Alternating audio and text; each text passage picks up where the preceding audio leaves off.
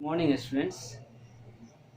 आज हम लोग क्लास टू में क्लास और क्लास 6 में दोनों क्लास को हम एक साथ पढ़ाने जा रहे हैं रिवीजन में, चूँकि बुक एक है ना। तो दोनों क्लास के बच्चे जो है इसे सामान्य रूप से ध्यान देंगे इन बातों पर। हम लोग जो है व्याकरण का रिवीजन करेंगे, जिसमें आपका चैप्टर क्या है, हमारी भाषा। ठीक है, चूँकि क्लास 6 के बच्चे जो है ऑनलाइन एग्ज़ाम दिए, ये इस चैप्टर को जो है अच्छी तरह से जानते हैं, इस पर जो है पकड़ स्थापित किए हैं, ऐसी बात नहीं है। क्लास 2 के बच्चे भी जो है एग्ज़ाम दिए हैं, ऐसा नहीं है, घर में जो है लिखे होंगे, चूँकि रिवीजन के समय जो है लिख करके दिया गया था, है ना, क्वेश्चन आंसर, तो उसे ज़रूर लर्न किए होंगे। तो कहने का मतलब मेरा यह है कि हमारी भाषा का आज हम लोग जो है रिवीजन करेंगे। कुछ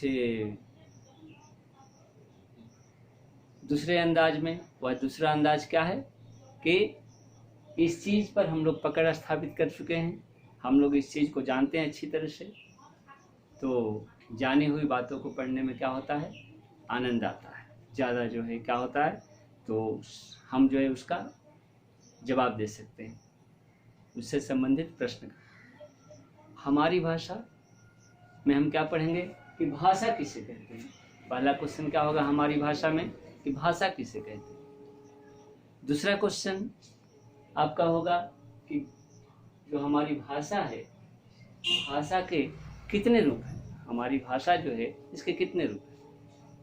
भाषा हमारी हो, भाषा आपकी हो, भाषा सबकी होती है। ठीक है, तो कहने का मतलब कि भाषा के कितने रूप होते हैं हम पढ़ेंगे। ठीक है, तो सबसे पहला क्वेश्चन क्या है कि भाषा किसे कहते हैं, इसको हम जानेंगे। आपका ये पेज नंबर 5 का माध्यम से देखिए। पेज नंबर 5 को सारे बच्चे निकाल लें, निकाल करके उसे देखें। जैसा कि आपके बुक में देखिए लिखा हुआ है क्या, कि कुत्ता जो है भूख रहा है। फिर दूसरे पिक्चर में हम देखते हैं क्या, कि तोता जो है अपनी आवाज़ दे रहा है ना। तो तोता भी कुछ बोल करके कहना चाह रहा है, कुत्ता भी आपका जो है भौं भौं की आवाज़ करके जो है समझाने का प्रयास कर रहा है कुछ। लेकिन न तो बच्चे जो है तोते की बात को समझ पाते हैं और न ही कुत्ते की बात को समझ पाते हैं, है ना। दोनों में से किसी भी बात को जो है बच्चे समझ नहीं पाते हैं। क्यों, ऐसा क्या बात है कि दोनों जो है एक भौ भौ की आवाज़ में जो है अपनी भाषा को बोल करके समझाना चाह रहा है, और दूसरा जो है टेंटे की आवाज़ में बोल करके समझाना चाह रहा है, लेकिन बच्चे नहीं समझ पा रहे हैं। क्यों, क्योंकि वास्तविकता यह है कि तोते के द्वारा जो बातें बोली जा रही है या कुत्ते के द्वारा जो बातें बोली जा रही है, वह है वास्तविकता यह है कि वह भाषा है ही नहीं। अगर भाषा रहती तो क्या होता, समझते कौन, दोनों बच्चे। हाँ, मान लीजिए वो है, दिगर बात है, अलग बात है कि रशियन भाषा रहती, चाइनीज भाषा रहती, नेपाली भाषा रहती, ठीक है, वैसी भाषा रहती जो बच्चे नहीं जानते हैं, तो निश्चित रूप से वे नहीं समझते। लेकिन जो भाषा जानते हैं बच्चे, उनकी भाषा में अगर बोली जाए कुत्ते के द्वारा या तोते के द्वारा, तो निश्चित रूप से वे बच्चे समझ पाते।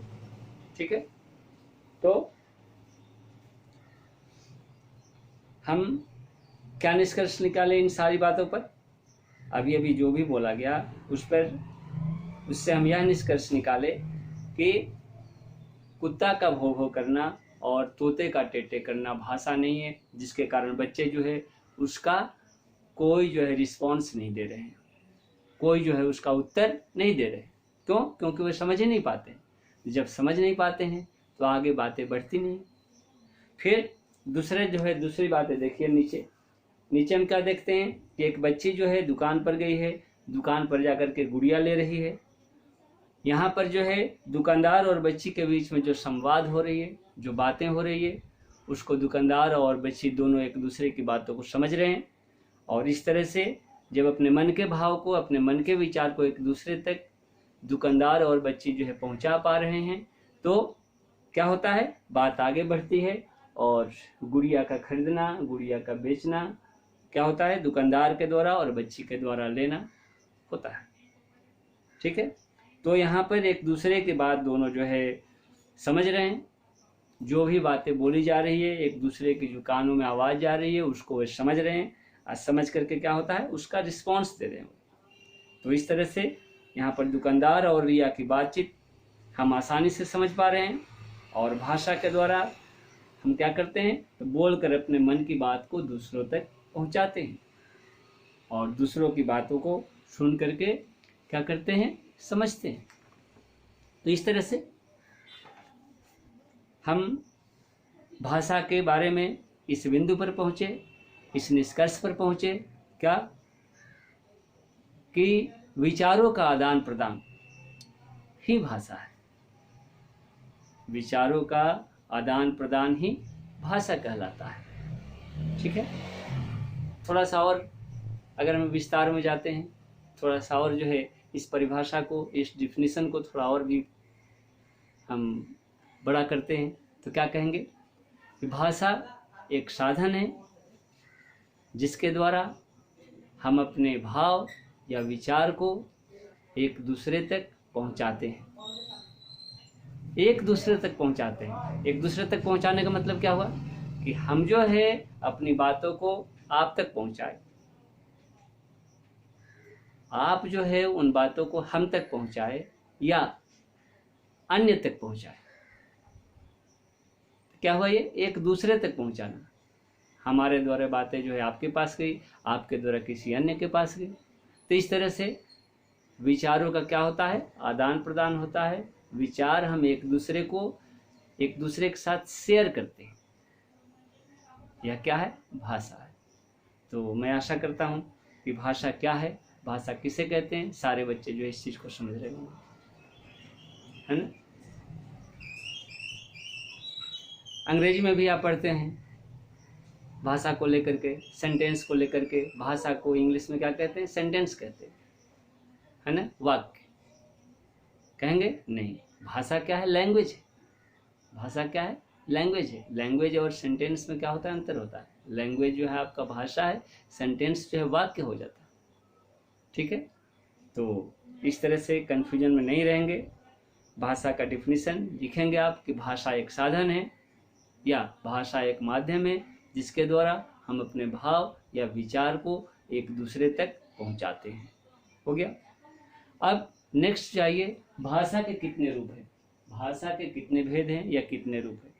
तो भाषा के रूप में हम बोलेंगे क्या, हम बताएंगे कि भाषा के दो रूप है, एक मौखिक रूप है, दूसरा लिखित रूप है। यानी भाषा दो प्रकार की होती है, एक मौखिक भाषा, दूसरा लिखित भाषा। ठीक है, अब प्रश्न यह उठता है, सारे बच्चे ध्यान दें कि मौखिक भाषा किसे कहते हैं। मौखिक भाषा में क्या होता है, तो मौखिक भाषा के अंतर्गत कुछ टर्म हैं जिन पर ध्यान दें। मौखिक भाषा में हम क्या करते हैं, तो बोलते हैं। दूसरा क्या करते हैं, दूसरा जो है सुनते हैं, और सुन करके उसे समझते हैं, समझ करके उसका जवाब देते हैं। बस इतना ही जो है मौखिक भाषा के अंतर्गत आएगा। मौखिक भाषा में हम एक दूसरे के साथ बोल करके अपने विचार को शेयर करते हैं। तो मौखिक भाषा का डिफिनेशन कैसे देंगे, किस तरह से मौखिक भाषा को परिभाषित करेंगे। मौखिक भाषा वह भाषा है जिसके द्वारा हम अपने विचार को बोलकर एक दूसरे के सामने प्रकट करते हैं। ठीक है, फिर लिखित भाषा क्या है। अच्छा, एक बात और, मौखिक भाषा का एग्जाम्पल क्या देंगे, मौखिक भाषा का उदाहरण में देंगे कि नेता के द्वारा भाषण देना, शिक्षक के द्वारा पढ़ाया जाना, यह क्या है, बोलकर पढ़ाया जाना, यह मौखिक भाषा का उदाहरण है। तो मौखिक भाषा किसे कहते हैं, उदाहरण दें, आप देख सकते हैं। मौखिक भाषा वह भाषा है जिसे बोलकर हम एक दूसरे के सामने प्रकट करते हैं, जैसे नेता के द्वारा भाषण देना। हो गया। नेक्स्ट आइए, लिखित भाषा किसे कहते हैं। तो लिखित भाषा वह भाषा है जिसके अंतर्गत या जिसके द्वारा हम अपने विचारों को लिखकर दूसरे के सामने प्रकट करते हैं। ठीक है। दूसरा उससे क्या करते हैं, इतना ही लिखिएगा। अब दूसरा उससे क्या करते हैं, तो उस लिखी हुई बातों को समझते हैं, समझ करके जो उसे उसके अनुसार उसका उत्तर देते हैं या प्रतिक्रिया अपना व्यक्त करते हैं। तो लिखित भाषा का उदाहरण क्या होगा, शिक्षक के द्वारा बोर्ड पर लिखा जाना। यह हुआ आपका लिखित भाषा और मौखिक भाषा। तो लिखित भाषा किसे कहते हैं, मौखिक भाषा किसे कहते हैं, सारे बच्चे समझ गए। नेक्स्ट आइए, पशु पक्षी की बोलियां। आइए यहाँ बच्चों, यह सच है कि पशु पक्षी हमारी तरह क्या करते हैं, बोल नहीं सकते। वे हमारी तरह जो है लिख भी नहीं सकते हैं, परंतु उनके पास भी एक बोली होती है जिसके द्वारा वे आपस में बातें करते हैं। ठीक है। उन बोलियों को हम लिखेंगे। क्या लिखेंगे, निम्नलिखित पशु पक्षियों के बोलियों को लिखे। कोयल, मेढक, हाथी, बकरी, शेर, चिड़िया, घोड़ा, कबूतर, बिल्ली और कौवा की बोली को लिखें। सारे बच्चे लिख सकते हैं, आवाज ये दिया हुआ लिख दें, है ना। कि निम्नलिखित पक्षियों की बोली को लिखे।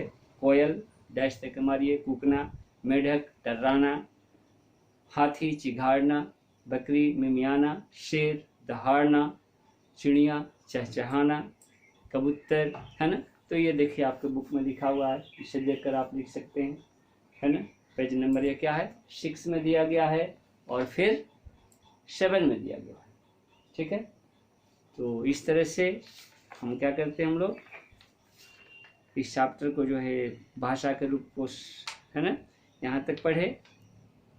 नेक्स्ट जो है आपका एक अभ्यास में जो पेज नंबर 8 है, इसमें क्वेश्चन दिया हुआ है क्या, कि आप अपने घर में कौन सी भाषा बोलते हैं। तो क्या लिखेंगे कि हम अपने घर में जो है जो भाषा बोलते हैं उसे लिखिए। अंग्रेजी भाषा बोलते हैं, हिंदी भाषा बोलते हैं, बंगला भाषा बोलते हैं। आप लिखेंगे कि हम लोग घर में हिंदी भाषा बोलते हैं। जो बच्चे बंगला पढ़ते हैं क्या लिखेंगे, है ना, हम लोग घर में जो है बंगला भाषा बोलते हैं। हम पशु पक्षियों की बोली को क्यों नहीं समझ पाते हैं, खा नंबर, हम पशु पक्षियों की बोली को नहीं समझ पाते हैं क्योंकि उनकी बोली भाषा नहीं। सीधा से आंसर लिखिए। बोलकर अपनी बात कहना भाषा का कौन सा रूप है, 2 नंबर का बोलकर अपनी बात कहना भाषा का मौखिक रूप है। हो गया। और लिख कर अपनी बात कहना भाषा का कौन सा रूप है, पूरा सेंटेंस लिखिए। लिख कर अपनी बात कहना भाषा का लिखित रूप है। भाषा के कितने रूप है, भाषा के 2 रूप है, लिखित भाषा और मौखिक भाषा। तो पहले लिखिए मौखिक भाषा तब लिखित भाषा। तो आज के लिए इतना ही। ये सारे बच्चे ये अभी करने के लिए हम बोले थे वही है आवाज़, तो इसे लिखेंगे। आज के लिए इतना ही, नेक्स्ट मिलते हैं, धन्यवाद।